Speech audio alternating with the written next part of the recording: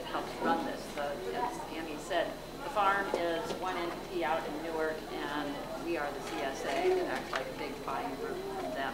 The core group runs ourselves. A lot of CSAs, the farmer writes the newsletter, the farmer does the PR and marketing, and the farmer keeps track of all the treasurer stuff. And we figure farming is more than a full-time job. Let the farmers be farmers, do their job well, and we do all the rest of this stuff.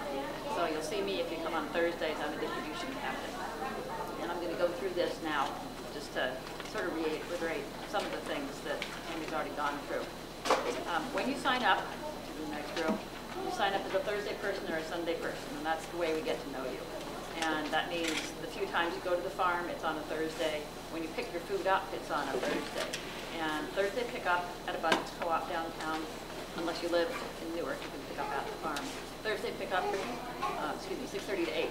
And Sunday pickup is 5:30 to 7.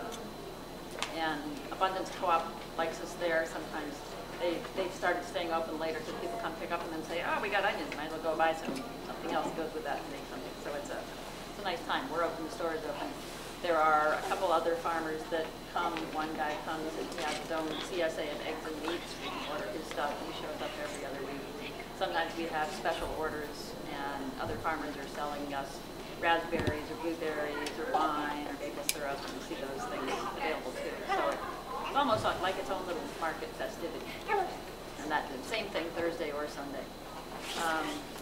So if you sign up for Thursday, then you'll sign up for 3 work days, or as Andy said, 3 of you go out once, that does it. And if you want to go more often, I always sign up for 4 or 5 times. I think it's fun to go out there. It's just like a little vacation. Babysitting somebody else's kids, you walk away and say, you got around 5. But I had a great day. We start out there at 8 o'clock. It's about an hour drive. So I get there and we usually harvest in the morning. And then we'll sometimes move on to weeding, just because you want to get the vegetables harvested and cooled in the cooler while they're still fresh. And then we'll be weeding or sorting garlic or something else like that towards the end of the day. And then at noon, your duty's off. I used to stay for lunch. You just pick whatever's there. Same things happen on Sunday. Then your car gets loaded up and you drive back to Abundance, drop stuff off in the cooler, and that's the end of your time. We like to encourage carpooling for the environmental reasons, however, not too much, because we do want to load up your car with lots of vegetables. We try and get 10, 15 people working there so we can take back enough food. So it's just lots of little cars going back and forth to get the food to the cooler. And then when you come up, there's another crew of maybe 6 people that are helping a distribution captain. So you show up and say, here I am, what do I do? And like I said, I'm one of the captains. I'll say, how about you weigh? How about you help me set up boxes? And we just get it all set up so that when people come through, which is what you do every week, you just come with your bag and one of these, I have a choice, I'll take that one, and go down the line, check the name off. We also have an opportunity for ordering extra stuff. If it's a good year or something else is coming in a lot, then there'll be an opportunity at the end of the line to say, I want a couple extra heads of lettuce. The cousins are all coming over for dinner next week. And pay for that, order that, and the farm will pick that and pack that, put your name on it, and it'll come in next week. So there's that opportunity to add a little bit extra variety. Every once in a while, when I've gone out to work too, I like eating some of the weeds on the farm. So Amy will say, well, there's a big pile of weeds over there. You can go pick whatever you want of that one. Cool. And if we're really lucky, we do what's called a squirrel bulk at the end of the year. We have extra carrots you want to order in serious bulk, like 10 or 20 pounds. We're able to do that in a good year. Last year was terrible. It was a very wet growing season, so we didn't have that option. But all we had extra was garlic. We sold a lot of extra garlic last year. We also sometimes have broccoli for freezing in bulk, kale in bulk, those kinds of things. But we'll let you know well in advance by the end of the season if we have stuff available. But the weekly bulk, the extra heads of lettuce, whatever we have extra on the farm, we'll let you know the week previous. And that's one thing why I said it's a way of life. Nobody knows what's going to be there. You show up and say, oh, good, we get this, we get this. So don't come with a mindset, I'm going to cook chili this week. Just come with a mindset of, this is what's here, and let's see what I can do with it. We also have a food book. It's a big binder that tells you how to store food, some of the nutrients, and some of the recipes that we've all collected and assembled over the years, and that'll be for sale too. I don't know if we have any of them over there. Anyway, that helps. A lot of the stuff, you get stuff you might not be familiar with it. Bok choy and kohlrabi. One of the best advice I heard from a college guy who said, I take a bite of it. I don't like it raw, I cook it. And that usually works. So the food book will help you with some of the more unusual vegetables we have. And oftentimes if you ask the person, what do you do with it? You're going through the line. Really good tips. Also at the farm too, as you're working at the farm, lots of recipes get swapped. Over the wash sink, but also in the field. Yeah, yeah. My kids have come to the farm, so all the kids are welcome. They were babies and infants and seeds when they first started coming. And the kids say we have, besides just having other kids to hang out with, there's usually, we try and schedule extra adults so that you may have, instead of 4 hours working on the farm, you have an hour hanging out with the kids and then go 3 hours to do that. So we have, the kids aren't always just right next to you. So you can be a worker adult. You're welcome to bring a babysitter if you want to do that. And you can come on not kids days too, as long as, if you're signed up to be the working adult, you manage to accomplish that. My kids, they've been there long enough now that we get out of the car and I just say, bye, see you at lunch. They go off, they work a bit, and they know it's their place. It really does feel like it's my farm. It says Special Vegetable Action Team. We aren't doing that anymore. That's where we had a bunch of people get together, like the pea fence, to say on an off day, let's all work on the pea fence. Now we're doing that a little bit differently, so you won't see that over there. Scheduling happens next door. We try and sign you up now and try and sign you up throughout the season. So in the beginning, you're harvesting cute little wispy greens. In the middle of the season, it's corn and tomatoes. At the end of the season, you're washing squash and picking potatoes, whatever's out there. I like to schedule myself all the way through. If your person doesn't like hot or doesn't like cold, you kind of pick your scheduling days there. We also know that if you sign up now for October 3rd, that come October 3rd, something might be different. We have people who are in charge of the scheduling. If you find it needs to change, see if you can call another member, swap with somebody else, and then tell the scheduling person. We do keep track of who has worked enough, when you've worked, and try and keep it so it's fair with everybody. Same thing goes with distribution.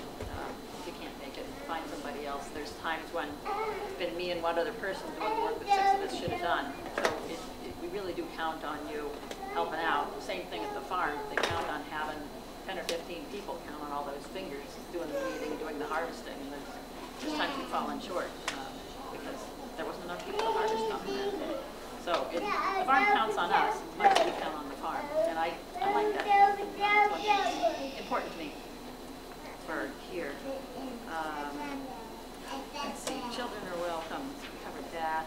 Distribution. The vegetables come in big bags, big boxes. We weigh them out.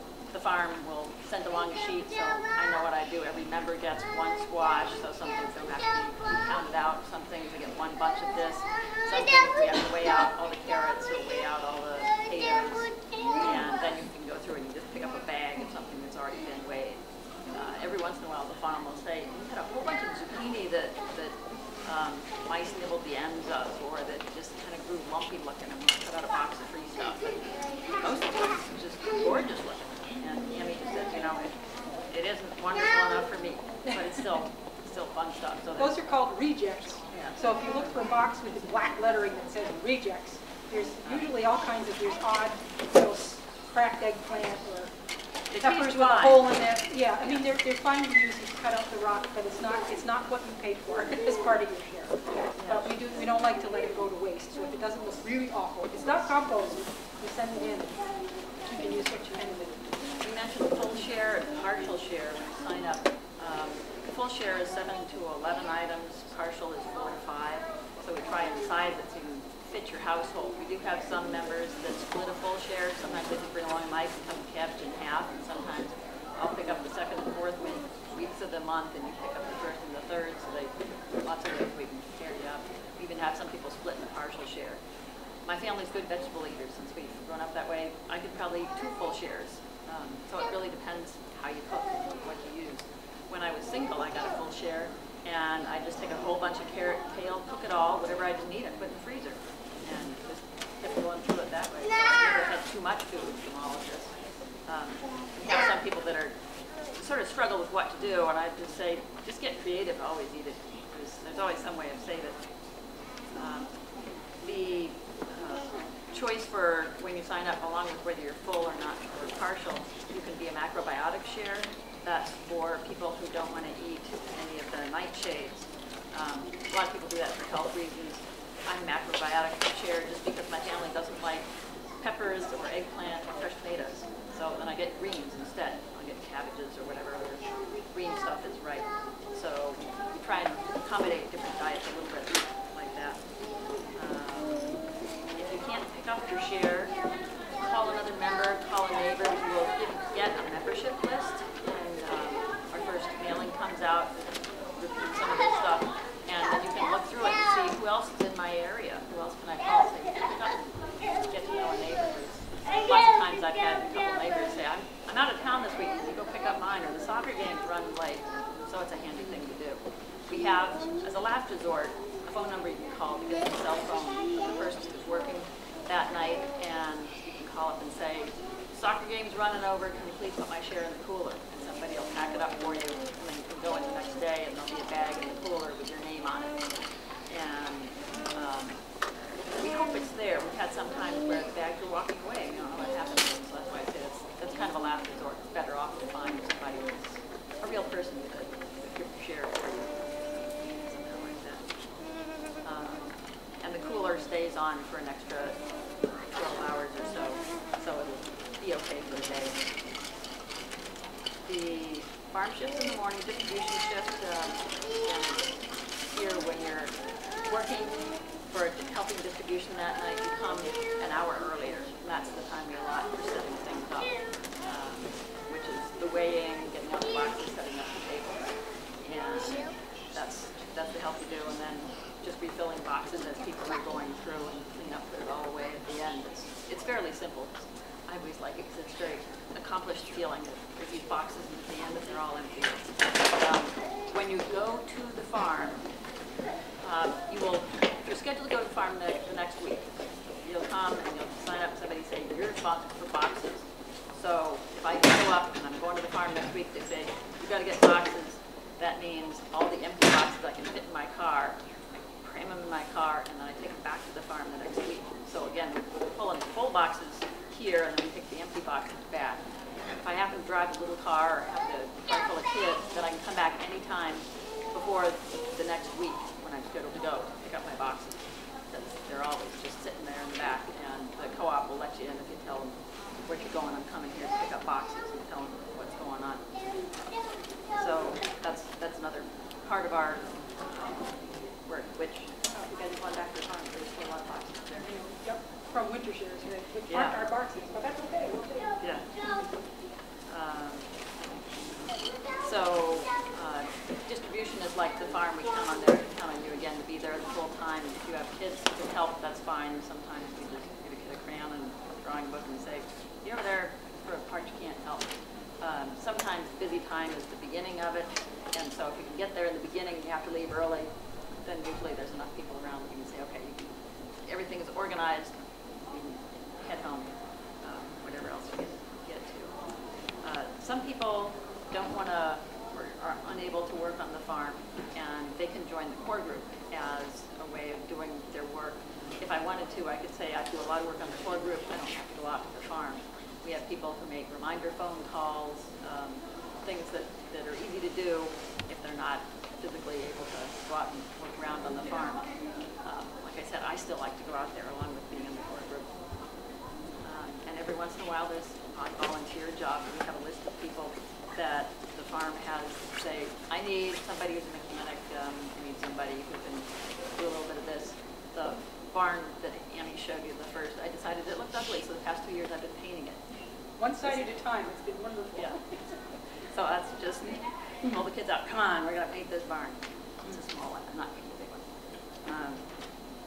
So there's lots of ways to get involved. And the barn is like a volunteer job. Some people say, yeah, I get to go volunteer on, this isn't volunteering, this is really part of your contract. You pay the farm and your labor is expected. It's really a give and take that we feel like a community. That's important to us too. We have, part of the contract will say how much you're going to pay. It's on a sliding scale. And let me forget this part. We figure out what the market value of the share is worth. 500, you know what? Margin. I think I borrow your contract to say this.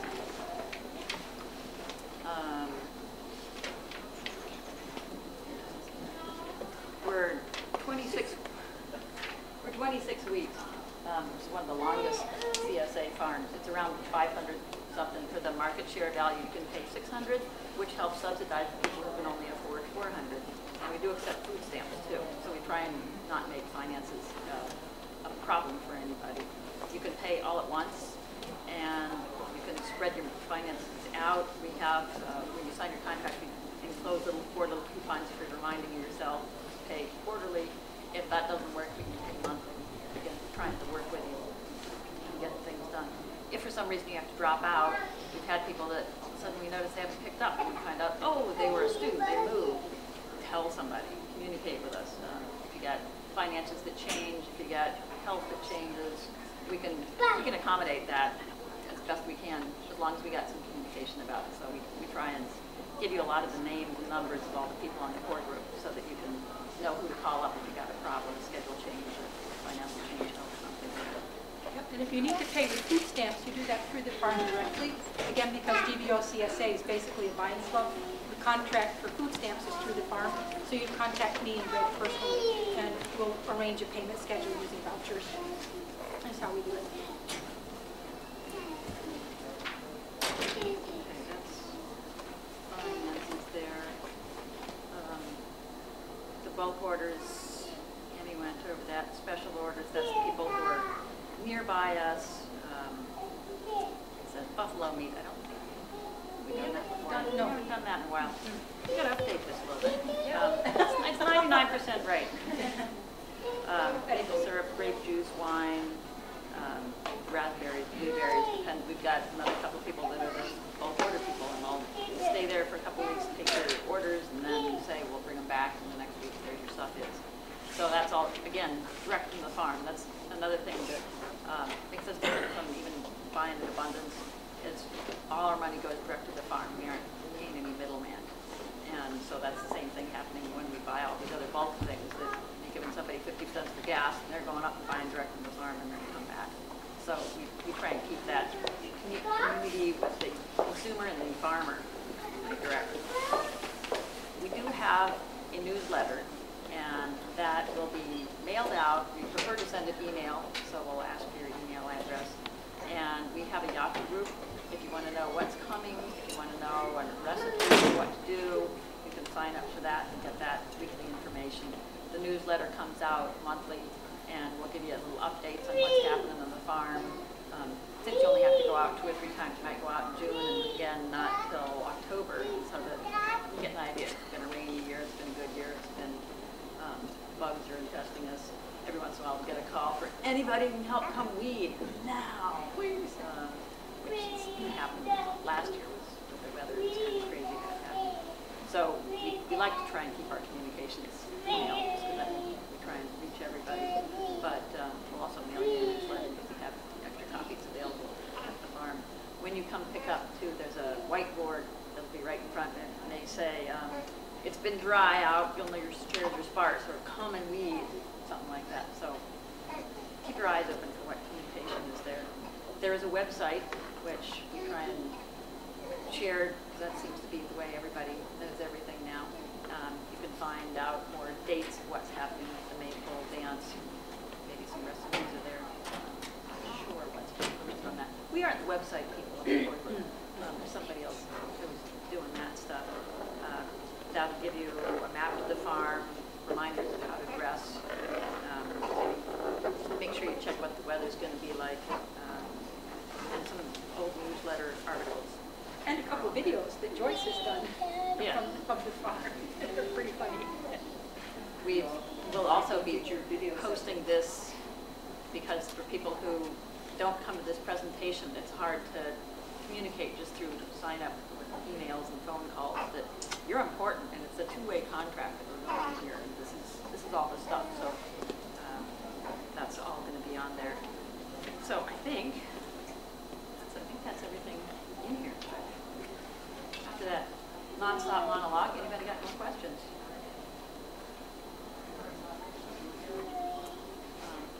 Not great. You can go over to the next room and sign up.